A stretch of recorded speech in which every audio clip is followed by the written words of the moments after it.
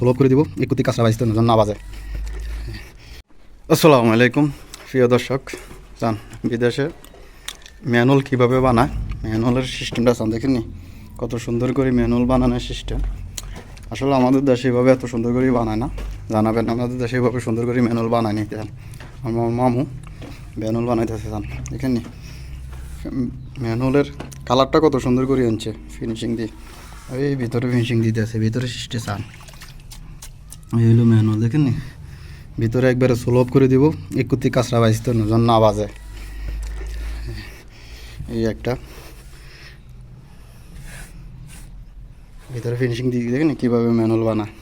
আসলে ম্যানুয়াল বানানোর সঠিক নিয়মটাই এভাবে, যেভাবে আমার মামু বানাইতে আছে মামুয়ে এই যান আপনাদেরকে দিয়াই।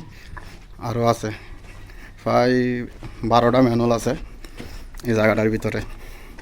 এই একটা দেখছেন, এদিকে তো আস্তে কমপ্লিট করে গেছি,